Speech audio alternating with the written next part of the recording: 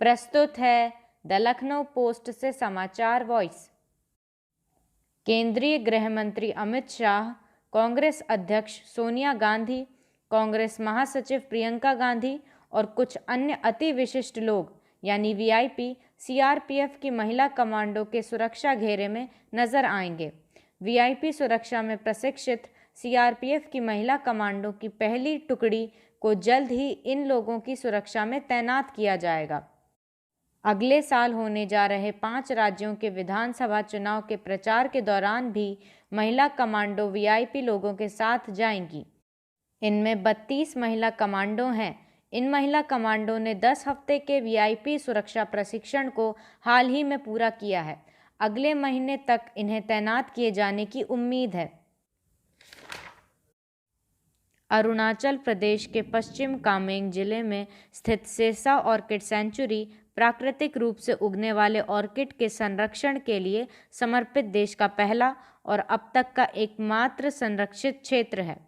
सेसा orchid century 236 orchid प्रजातियों का घर है।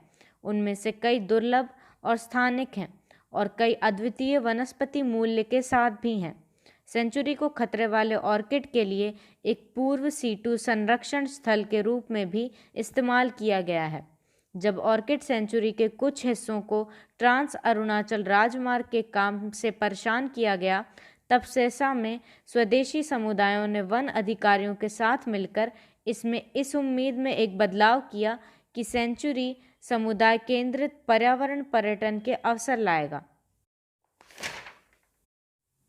विश्व स्वास्थ्य संगठन WHO ने 22 दिसंबर को 2021 के अंत तक स्वस्थ वयस्कों को कोविड-19 के खिलाफ टीकों की बूस्टर खुराक देने पर रोक लगाने का आह्वान किया है।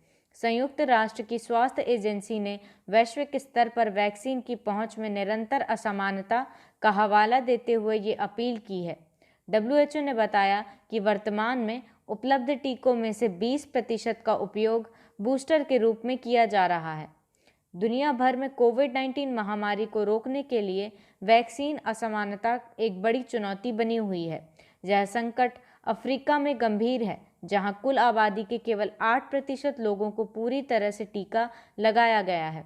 WHO ने रेखांकित किया है कि 50 वर्ष से अधिक उम्र के लोगों में दूसरी खुराक के 6 महीने बाद गंभीर बीमारी से सुरक्षा में 10% और रोग सूचक बीमारी से 32% की कमी आई है। ओमिक्रॉन अब 100 से अधिक देशों में फैल गया है।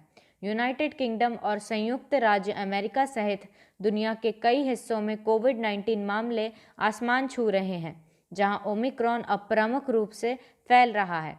भारत में अब तक ओमिक्रॉन के मामलों में अधिक बढ़ोतरी नहीं देखी गई है, लेकिन चिंता का एक विषय है कि देश का केस फर्टिलिटी रेट यानी CFR बढ़ गया है। CFR पुष्टि की गई मौतों का पुष्ट मामलों के साथ अनुपात है।